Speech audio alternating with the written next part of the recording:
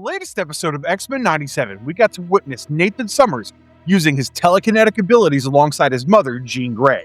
Seeing this mother-son duo in full action together is surely a rare sight, especially because Cable's been separated from his family since birth and sent to a dystopian future where he had to overcome his weaknesses in order to become the savior he was destined to be to save the world from the tyranny of apocalypse.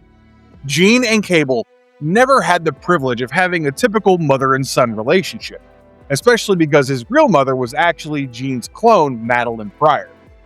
However, Jean always considered Cable her own son, and despite the distance and misjudgments that shaped their relationship, their bond has never been without an unconditional sense of love. If you've been following the show every week, you know it was Jean who helped Nathan unlock the true extent of his psychic gifts, and she could do it so effortlessly only because of the similar nature of their powers. If you compare their telekinetic powers, you'll actually see a lot of overlap on the surface level. But after this latest episode, I decided to dig deeper into their shared abilities, only to find out just how varied they are in their own rights. Even if Cable inherited all his incredible psionic potential through his mother's genetic line, the way each of them uses it is actually very, very different. Having said that, let's take a gander at how different Cable and Jean Grey's telekinesis are from one another.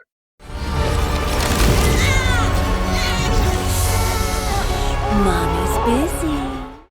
Jean Grey has a cosmic dimension to her powers. We all understand the magnitude of Jean's power after she bonded with the Phoenix Force. In fact, early in her career, Professor Xavier temporarily blocked her telepathy, leaving her to rely primarily on telekinesis, and even lifting herself tired her out. Even if the depth of her mutant powers increased with time, her cosmic level boost came from her bond with the Phoenix Force, not from being released from the healing cocoon. In fact, the Jean who emerged from that cocoon didn't initially retain the Phoenix Force's cosmic powers. Now, if you compare that to Cable's abilities, you need to understand that even if he is one of the most powerful psionic mutants ever born, his abilities are ultimately rooted in his own X gene. Whereas Jean, when bonded with the Phoenix Force, is the host of a cosmic power that allows her to channel life, death, rebirth, and creation across the universe. We got the first glimpse of Jean's transformation in Uncanny X-Men issue number 101, where she proclaimed herself as the Phoenix. At first, it did seem like her telekinesis was simply amplified, but the true scale of the Phoenix Force was then revealed in the Dark Phoenix saga, because now Jean did more than just lift mountains or hurl large objects. We saw her manipulate energy and matter on a cosmic scale, take down Shi'ar warships, survive in deep space without any sort of protection, and even travel faster than light. How cool is that? I remember in Uncanny X-Men issue number 135, Jean as Dark Phoenix consumed the energy of the Debari system star and destroyed an entire planetary system. I mean, this level of cosmic manipulation literally reshaped whole civilizations. Eventually, as the years went by, the stories kept expanding on Jean's powers. Like that time when Jean became the White Phoenix of the Crown in New X-Men issue number 154 and was operating from the White Hot Rune, which was a metaphysical realm connected to the Phoenix Force. In this storyline, she actually transcended conventional space and time, influenced entire timelines, and helped in erasing a catastrophic future by redirecting history itself. Not just that, in the X-Men Phoenix Endsong miniseries, we saw how the Phoenix sought to resurrect Jean even after she died, as it viewed her as its perfect host. During this storyline, Jean's powers were more focused on molecular and atomic manipulation, immense energy projection, and reality-altering feats anyone with normal telekinetic abilities could only dream of. All in all, the Phoenix Force completely altered her psychic abilities. But Cable's powers operate very differently compared to his mother's, especially because his telekinesis could take down many Omega-level mutants if it weren't for the techno-organic virus consuming most of his abilities. Even then, all his telekinetic powers are fueled by his mutant physiology, which means he's not drawing any sort of energy from the universal cosmic intelligences that allow him to rewrite reality through a primordial force. So, while Cable represents the absolute upper limit of mutant psionic evolution, Jean, when bonded to the Phoenix Force, represents a mutant bonded to a fundamentally cosmic power whose telekinesis becomes the instrument of a cosmic entity that governs creation, destruction, life, and rebirth across the universe. Cable's telekinesis literally helps him stay alive. Ever since he was a baby, Cable has used his telekinesis to protect himself. Right from when he was an infant, Scott started taking Nathan on missions, especially because his son's other mutant powers began to manifest, and that allowed him to form a protective telekinetic force bubble around himself. Of course, this was just the quiet before the real chaos, as Apocalypse found out how Sinister planned to use Nathan to exact his revenge against his former master. That's why the Riders of the Storm kidnapped Nathan and took him to Apocalypse's base on the blue area of the moon. Unfortunately, before X-Factor could rescue the baby, Apocalypse infected him with a techno-organic virus that was rapidly spreading liquid metal and organic steel through his body, which could kill him if not stopped in time. Apocalypse also wanted to make sure Nathan would make a worthy host, as he wanted to use the powerful mutant's body for his own. Luckily, X-Factor's artificial intelligence ship merged with Nathan to slow down the virus by creating a protective electromagnetic field that merged with Nathan's electrical parts to keep him alive. Soon after Apocalypse was defeated by X-Factor, a visitor from 2,000 years in the future showed up to meet Cyclops. As it turns out, Sister Ascani of the clan Ascani had sacrificed her physical body to become the energy that could come to the current timeline from Earth 4935 and tell Scott that Nathan was destined to become a savior in her timeline. She then offered to save the child's life by taking him into the future and promised that her clan had the capacity to cure him of the virus. But that came at a cost, as Sister Ascani did not have enough power to make another time jump, which would inevitably trap Nathan in the future. At this point, Scott was desperate, and so with a very broken heart, he saved his son by letting him go to the 38th century, even if this meant he would never see Nathan again. Just like that, the infant left with this mysterious woman. Now, in the animated series, it was actually Bishop, the time-traveling mutant, who was the one to take Nathan into the future so he could hand over the baby to Mother Ascani, who would be the one to raise him. Of course, many don't know this, but Mother Ascani was actually Nathan's time-displaced half-sister from another timeline. Apparently, Rachel Summers was a teenager in an alternate reality when she found out about baby Nathan and created a Cybond with him, so that she could protect him and always be there for him. Anyway, because he was infected by the techno-organic virus, Nathan had to continuously use a portion of his telekinesis to prevent the virus from consuming the organic parts of his body. Of course, Jean doesn't normally have this constant internal burden, and she can direct most of her available telekinetic energy toward utilizing it for movement, protection, or combat. So while the mother uses her telekinesis as an ability, for the son it often acts as life support. The techno-organic virus prevents Cable from reaching his full potential. After baby Nathan traveled to the alternate future reality that was ruled by Apocalypse and his canine army, Mother Ascani placed Nathan in an incubation crib in order to preserve his life, but sadly the virus had progressed too far. Apparently the only thing keeping the child alive was the ship he had arrived in. That scared Mother Ascani, as she thought the virus couldn't be cured, and so she had Nathan cloned before it killed him. But despite all odds, Nathan made it by using his own telekinetic mutant powers to keep the virus from taking over his body. And so the Ascani clan worshipped him as their prophesied Dayspring and Ascani son. However, right at that moment, Apocalypse sent his Canites to attack the Ascani base and steal Nathan. While the child was safely removed, this whole incident almost killed Mother Ascani and started a massacre of her clan. Apocalypse's minions ended up stealing the clone, believing that he was the real Nathan, and took the baby to their master, who chose to name the kid Strife and raised the child to be his heir. He did plan to use Strife as a vessel for the next time he needed a new host body, but all us comic readers know how that ended. Anyway, given how horribly wounded Mother Ascani was, she had to bring Scott and Jean over to the future in order to protect Nathan. Jean and Scott's minds were transported into new bodies in the future, while their original bodies remained in their own timeline. Now, for them, a lot of time had passed since they had seen Nathan as an infant, and by this point they were married and also aware that Cable was actually Nathan, so they started mending their relationship with him. After some time had passed, Apocalypse's prelate Saviour ended up kidnapping Nathan, which led Scott, Jean, and Mother Ascani to go on a rescue mission. While they did end up getting Nathan out, Saviour severely wounded Mother Ascani and left her in a coma. With no other option at their disposal, Jean and Scott had to take on the aliases of Red and Slim Dayspring in order to raise Nathan together, while Rachel, aka Mother Ascani, was barely being kept alive by machines. They never really told Nathan about their true origins or his, and also never stayed in one place for too long. Not just that, they also started training Nathan in the hope that he would become Cable and eventually fulfill his destiny by overthrowing Apocalypse. At this point, the techno-organic virus had already spread to the left side of Nathan's body and gave him a cybernetic appearance. So, as Red, Jean taught Nathan how to use his telekinetic abilities in order to hold the effects of the virus back and to telepathically mask its presence, while Slim, aka Scott, became the father he always wanted to be. Now, when Nathan was about 8 years old, he met his clone brother, Strife, during a clan rebellion raid on Apocalypse's citadel in Crest Coast. While he defeated Strife, Nathan was stunned by their resemblance. Sometime later, a comatose Rachel, aka Mother Ascani, telepathically spoke to Nathan in order to help him destroy a virus that was designed by Apocalypse. Now, Nathan had been in remission for years at this point, but his techno-organic virus suddenly began to flare up, leading him straight into a coma after his condition was deemed to be terminal.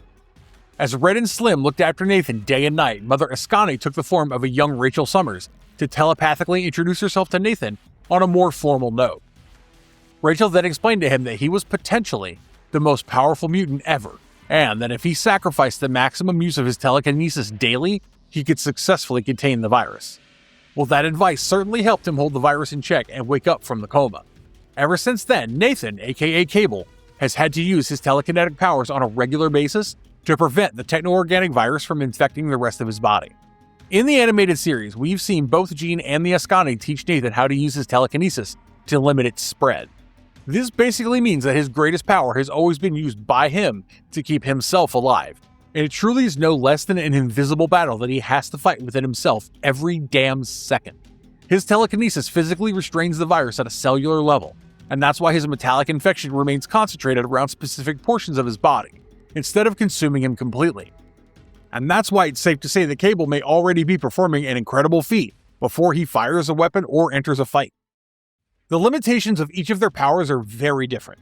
We've already discussed that using telekinesis to keep the techno-organic virus confined to the left side of his body is pretty much the defining limitation of Cable's entire life.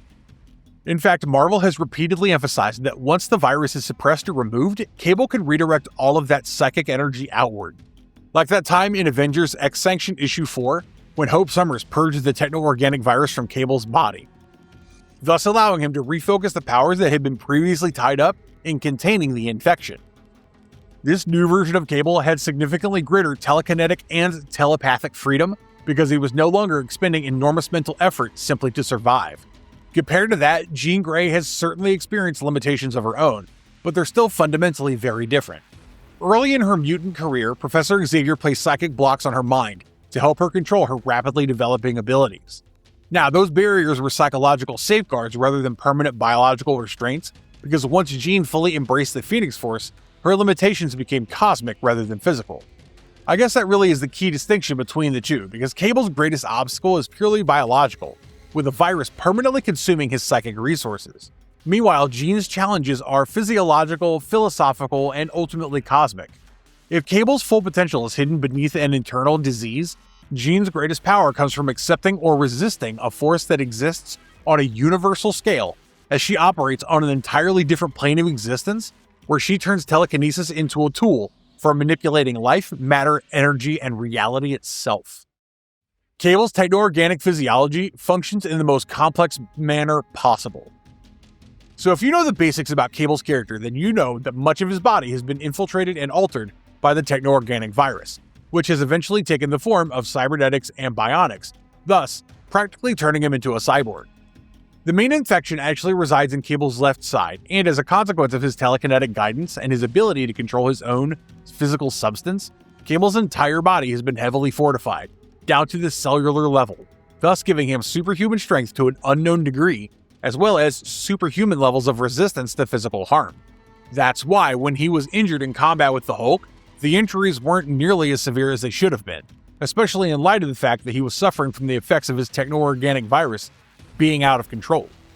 You have to understand that his entire skeletal structure has been replaced by porous, marrow-filled organic metalloid bone replacements that do not interfere with the creation of red blood cells. Not just that, Cable's entire central nervous system has been augmented by chemical changes down to the atomic level, and by biocomputer enhancement, thus rendering his reaction time far above what is possible for a human being. Even though he had initially purged his techno-organic infection, which crippled his mutant abilities, he could still remake himself into a fully techno-organic being once again. Also, the man has an insane level of mental and physical endurance. Cable can keep fighting full out at his peak for several hours before fatigue rolls in to impair his performance. He can also go days without sleeping and can easily feel fully rested after just a 1-hour nap. However, when it's both possible and feasible, Cable chooses to sleep for 6 to 8 hours at a time in order to dream. Apart from that, due to his techno-organic physiology, his high endurance even makes all his soft tissue extremely durable, thus making him virtually immune to conventional firearms. Moreover, in spite of his great size and impressive build, Cable is fast enough to evade high-powered bullets after they've been fired and even has the ability to visually track rounds after they've been fired, though they're not easy for him to see except through his cybernetic eye. Now, this cybernetic eye allows Cable to see deep into the electromagnetic spectrum, far deeper than any known 20th or 21st century technologies are capable of. It's also possible that through his eye, Cable's able to see the deployment of psionic energies, as well as the less exotic spectra of electromagnetic energy. As you know, his left arm is also heavily techno-organic and cybernetically enhanced. And while Cable's ambidextrous, the left arm is his stronger arm, as it allows him to curl and deadlift several tons without any added help from his right arm, which has also undergone cybernetic augmentation to a certain extent. Not just that, his techno-organic left arm can fire energy blasts, deliver electric shocks, and has a finger torch. Lastly, Cable can use a combination of his telekinetic abilities to rearrange the atomic structures of matter, including his own techno-organic matter. This means he can rapidly repair any damaged components within his own body. However, if the damage is widespread, it may not be possible, as he may be unable to muster the energy to effect these repairs. When Cable was attacked by Magneto, virtually every component on the left side of his body was damaged or destroyed. At that point, he couldn't repair enough of his inbuilt systems to save his own life and required outside assistance. It's through these abilities that the physical appearance of his cybernetic components has changed over the passage of time as well. At times, they've been articulated, smooth artificial limbs, while at other times they've been observed to grow razor-sharp blades on command, as well as retract them whenever he wants. Cable can also rapidly redesign and enhance them on the fly, thus allowing him to adapt to almost any situation. His techno-organic and cybernetic systems contain advanced microcomputers that let him directly connect to external computer systems, access hidden networks and databases he's established across the Earth and even in space, so he can communicate through cellular networks. They can also provide high-speed wireless internet access, effectively making his own arm a powerful mobile computer as well as a powerful weapon. Now, Jean Grey, on the other hand, can delicately manipulate thousands of objects at once or unleash overwhelming waves of force while often making it look effortless. Her telekinetic abilities actually feel very fluid, elegant, and instinctive, especially when you compare them with how Cable approaches his powers, like a soldier trying to cause maximum damage with every hit on a battlefield.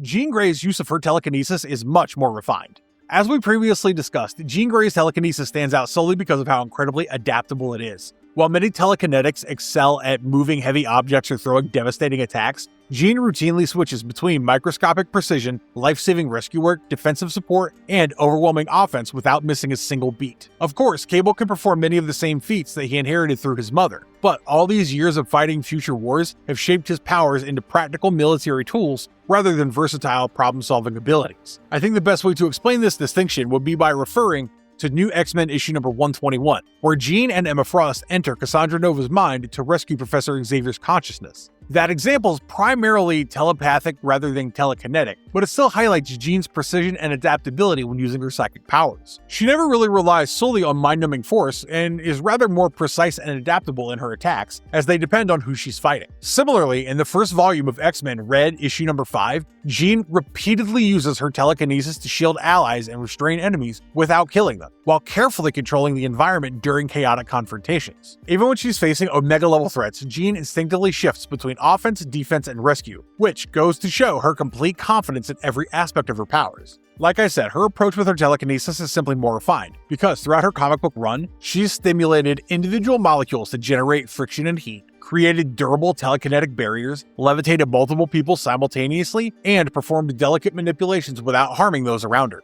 That level of control reflects years of mastering her powers as tools for protection just as much as combat. Of course, Cable can also levitate himself, generate force fields, dismantle machinery at a molecular level, and fire devastating telekinetic blasts. However, like I said, in Cable and Deadpool, or even the second volume of Cable's comics, he is consistently portrayed as someone who always uses these powers with a soldier's mindset. He tears apart enemy weapons before they can fire, reinforces defensive positions with telekinetic shields, combines psychic attacks with futuristic firearms to eliminate every threat as efficiently as possible. You have to understand that his telekinesis complements his tactical planning rather than replacing it. I mean, the obvious example of this is also seen in the latest episode of X-Men 97 Season 2, where Cable deviates from the understanding he previously had with his parents and the X-Men and tries to kill Gambit even after Professor Charles Xavier and Rogue bring him back from the darkness. Given that the consciousness of Apocalypse still resided within Remy, Cable would clearly stop at nothing until he'd fulfilled his life's destiny and killed him, even if it meant killing Remy in the process. Jean, on the other hand, zapped back to the X-Corp facility alongside the rest of the X-Men and was honestly worried about Remy being in a coma, while Apocalypse still lingered within him. Cable, on the other hand, was approached by Val Cooper's X-Factor, with Cooper implying that their interests now aligned and setting up a possible team-up against Gambit and the X-Men. I guess this choice itself is the defining distinction between Jean and Cable. As the host of the Phoenix Force, Jean treats telekinesis as an all-purpose extension of herself, and that's something you'd expect from a compassionate protector. While Cable, being a battle-hardened soldier, uses the same raw toolkit to focus on achieving the fastest and most effective victory. Cable fought the Silver Surfer after unlocking his true potential. In this context, I want to specifically discuss Cable's Providence era, because I think the battle between Cable and the Silver Surfer is one of the best showcases of what Nathan Summers can do when he's no longer forced to devote almost all of his telekinetic power to suppressing the techno-organic virus. However, it's also one of Marvel's clearest demonstrations that even an unrestricted Cable has limits. At this point in the story, Cable was on the brink of endangering the entire world, and so the Silver Surfer went head-to-head with him in a fight that pushed him to the limit. Normally, Cable's mutant abilities are dramatically weakened because almost all of his telekinetic power is constantly occupied containing the techno-organic virus spreading throughout his body. But during the Providence storyline, Cable temporarily reached one of the highest power levels of his career. Rather than spending nearly all of his concentration suppressing the virus, he was able to unleash his telekinesis and telepathy on a truly massive scale. However, he didn't discover his limits until his battle against the Silver Surfer in Cable and Deadpool issue number 10. In the final chapter of The Burnt Offering, with his mutant powers operating at extraordinary levels despite the techno-organic virus, Cable constructed his own nation and named it Providence, as a sort of proto-Krakoa, thus officially drawing enough attention from the global community that Earth's superheroes had to move to bring him down. They were all ticked off by Cable's intentions to remake civilization, and they brought in the Silver Surfer to help contend with the crisis, especially after the X-Men also failed to stop it. This whole battle between Cable and the Silver Surfer was on an entirely different level than most battles, as the two were atomizing everything in their path and then reconstructing it on a molecular level to prevent casualties. As you know, the power cosmic that fuels the Silver Surfer is one of Marvel's most powerful elements. It's a force that's been shown to survive everything that the universe throws at it. But it wasn't long before Cable was forced to fully exert himself to briefly shatter the Silver Surfer's board, only for him to blast his arm off with a well-placed shot. At this point, Cable's powers were burning him out and his body was quickly reaching its limits. However, the Silver Surfer showed no comparable signs of exhaustion, even though in other timelines, beings as powerful as Korvac have considered the mutant to be extremely dangerous. You have to understand that even Cable simply couldn't keep up with a power output of that level, despite having unlocked the full potential of his mutant abilities. But even though Silver Surfer overwhelmed him, Cable was simultaneously protecting civilians and repairing damage across Providence as the fight tore through the city. Once Cable was incapacitated, Rachel Summers had to help keep the island aloft. He also monitored the widespread structural damage as the fight tore through the city and rebuilt destroyed portions of the island with his telekinesis almost as quickly as they were being destroyed. Imagine doing all that while fighting one of Marvel's most powerful cosmic beings in direct combat. I think Cable balancing everything together is actually more impressive than the fight itself, because it also means that Cable was never fully focused on defeating the Silver Surfer. That's probably one of the reasons why, as the battle continued, Cable began reaching his physical and mental limits, as maintaining Providence, protecting its population, and fighting the Surfer simultaneously became too much for him. Even if he didn't win this battle, this whole event is constantly cited when the discussions about Cable's power scale, because it combines nearly every aspect of his abilities into a single sequence. He demonstrates massive telekinetic output, advanced telepathic control, precision fine enough to reconstruct destroyed structures, and enough combat skill to briefly stand toe-to-toe with the Silver Surfer. Cable ultimately lost after reaching his limits, which reinforced the intended point of the story that an unrestricted Cable is truly one of Marvel's most powerful mutants. Having said that, Jean Grey is also an Omega-level psionic, which means that the Phoenix Force places her on a level that allows her to go against beings who are far beyond the Surfer's normal weight class, which means that if they do end up fighting, the Silver Surfer will find it very, very difficult to overcome overcome Jean's cosmic reality warping abilities. Unlocking the true potential of his powers is not very sustainable for Cable. In case you didn't know, around the beginning of the Soldier X era, the release of the Legacy virus cure had weakened the techno-organic virus within Cable's body. This allowed him to attempt to remove the long-ingrained virus from his system, although the infection later returned. As a result, his powers were dramatically amplified to a point where he struggled to control them while using them for smaller, delicate work. I think the peak of Cable's powers, alongside the reason why he could never sustain that level indefinitely, is best represented in what happened in Cable and Deadpool from issues 7 to 10. So, after taking control of One World Church's facade virus, while his own mutant powers were already surging, Cable evolved into a being whose telepathy and telekinesis rivaled those of his genetic counterpart, Nate Gray. Rather than merely fighting enemies, he actually used his powers on a global scale by holding the floating nation of Providence together, shielding its inhabitants, monitoring countless minds at once, and preparing to neutralize the world's nuclear arsenals by hurling missiles into the sun if necessary. Now, the problem is that his body was never meant to channel such overwhelming psychic energy. So, every moment he continued operating at this level, it pushed his brain and nervous system closer to a complete collapse. This storyline repeatedly compares his condition to the catastrophic psychic burnout suffered by Nate Gray, whose near-limitless abilities ultimately consumed him. And by the time the Silver Surfer confronted him, Cable had already begun exhausting himself, so he was actually running low long before that first blow was exchanged. Even while matching the Surfer's attacks and repairing the destruction spreading across Providence, the true battle was actually taking place inside his own body, as his mind was literally burning itself out from the constant strain of sustaining so many impossible feats all at once. Knowing that he couldn't safely sustain this level indefinitely, Cable had already arranged a contingency, and because Deadpool's DNA had become linked to Cable after they mixed their blood to survive the facade virus, Cable counted on Wade to use the miniature teleporter to remove or disable portions of his brain in a controlled psychic lobotomy. This desperate procedure interrupted the neural pathways that allowed Cable to access his limitless telepathic and telekinetic potential, thus sacrificing the very abilities that were killing him. While Cable survived the whole ordeal, I think this storyline makes it clear that his downfall was not caused by a lack of power, but rather by having too much power for anybody to safely contain. In other words, Cable's greatest enemy during this time period was never the Silver Surfer or the X-Men, but rather the unsustainable burden of wielding near unlimited psychic power through a body that simply couldn't endure it. Compared to that, Jean Grey's maximum form has very different consequences. With the expansion of her power as she reaches her full potential directly connects her to the Phoenix Force,